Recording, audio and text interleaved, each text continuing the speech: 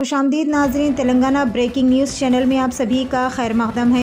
अस्सलामु अलैकुम नहमदुहु व नसल्ली अला रसूलिहिल करीम। नाज़रीन किराम, आपको मालूम है कि 3 अशरे, पहले अशरा जो है वो रहमतों का था, वो गुजर चुका है। मग़फ़िरत का अशरा चल रहा है और अनक़रीब वो अशरा आएगा जिसमें अल्लाह तबारक व तआला दोज़ख से लोगों को आज़ादी अता फरमाएगा, नजात अता फरमाएगा। और ये 3 अशरों में पढ़ने की दुआ, बुजुर्गों ने जो बात कही है कि एक ही दुआ में ये दुआ ऐसी है कि तीनों चीज़ें उसमें शामिल है। जैसे रब्बना आतिना फिद दुनिया हसनतों फिल आखिरति हसनतों वक़ीना अज़ाबन नार। अगर ये दुआ पढ़ते रहेंगे तो इंशाअल्लाह अल्लाह तबारक व तआला से उम्मीद है कि तीनों अशरों में जो हमसे गफलतें हुई है, गलतियां हुई हैं, जो भी हमसे कोताहियां हुई है, साल भर में भी हो, अल्लाह माफ़ करने वाला है। अल्लाह हमारे लिए मौका दिया है। अब आने वाली रातों में शब क़द्र अता फरमा दिया, और शब क़द्र में भी ऐसा मौका अता फरमाया है कि अगर आप एक रात इबादत कर लें तो 83 बरस का आपको सवाब मिलेगा, और 83 बरस तक आपको वो अमल करने वाला अल्लाह तबारक व तआला लिखेगा। तो बुजुर्गों ने कहा है कि सबसे अच्छा है कि उस दिन अल्लाह का खूब जिक्र करे, जिसमें 21वीं शब आती है, 23वीं शब आती है, 25वीं शब आती है, और 27वीं शब आती है, 29वीं शब आती है। और 27वीं शब में उलमा की राय यानी राय है कि इसी रात को अल्लाह तबारक व तआला शायद शब क़द्र में अता फरमा दे।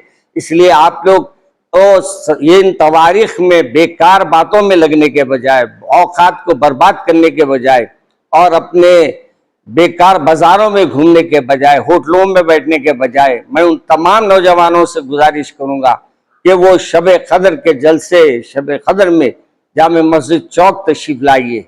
इंशाअल्लाह जामे मस्जिद चौक में आपको शब क़द्र के ऊपर तफसीली खिताबात मुख्तलिफ उलमाए किराम के साथ आप समाअत फरमाएंगे। और इसी तरीके से हमारे दारुश्शफ़ा में आखिरी जुमा यानी जुम्मतुल विदा के दिन जलसे यौमुल कुरान मुनक़्क़िद किया जाता है, और उस जलसे में हज़रत मौलाना शाह जमालुर रहमान साहब, हमारे बुजुर्ग और हमारे काज़ी शरीयत जो है वो भी तशरीफ़ लाएंगे और वो भी खिताब फरमाएंगे। आप हज़रात से इन जलसों में शिरकत की ख्वाहिश की जाती है, और साथ में ये भी गुजारिश की जाती है कि आखिरी अशरा है, हम बाज़ारों की नज़र ना करें, बल्कि ये अशरे को हम अल्लाह की नज़र कर दें और अल्लाह के लिए अपने को, अल्लाह को राज़ी करने लगा लें। इंशाअल्लाह आपका एक आध क़तरे आंसू जो है आपकी मग़फ़िरत का ज़रिया बन जाएगा।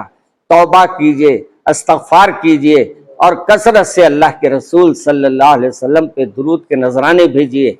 इंशाअल्लाह हमारे दुरूद सरकार के पास पहुंचते रहेंगे, और अल्लाह के फज़ल व करम से हमारे यानी मौका मिला है कि इन दिनों में कुरान पाक को भी खूब पढ़िए, कुरान पाक की भी खूब तिलावत कीजिए। और जो भी एतिकाफ में बैठ रहे हैं उनसे मेरी गुजारिश है, याद रखिए एतिकाफ में बेकार बातें करने को रोका गया है। आप अगर मोबाइल लेकर बैठ रहे हैं या अगर मोबाइल पे कुछ देख रहे हैं तो वो भी हमारे लिए बेहतर नहीं है। एतिकाफ करने वालों से मेरी गुजारिश है कि आप जब एतिकाफ की नीयत कर ले तो मोबाइलों को बंद कर दें, और अगर घर वालों से कोई बात करना भी हो तो उनको बोल दीजिए कि एक आधा घंटा मैं फ़ोन चालू करूँगा, ज़रूरी मैसेज है तो आप दे दीजिए, मैं पढ़ लूँगा। बात करने की भी ज़रूरत नहीं है, मैसेज पढ़ ले के भी आप समझ जा सकते हैं, मैसेज में उनको जवाब दे सकते हैं। मगर बेकार बातें नहीं करना चाहिए और फजूल वक्त नहीं गुजारना। 24 यानी आप जितने 24 घंटे आपकी ज़बान पर अल्लाह रहना, अल्लाह के रसूल पे दुरूद रहना और कुरान पाक की तिलावत करना, क्योंकि ये दिनों में ही अल्लाह ने कुरान पाक को नाजिल किया है, और ये नुज़ूल कुरान का महीना है, यानी सालगिरह का महीना है कुरान की। तो खूब अल्लाह के इस कलाम को पढ़ा कीजिए और अपने दोस्त अहबाब में भी इस मैसेज को आम कीजिए। अस्सलामु अलैकुम व रहमतुल्लाहि व बरकातहू।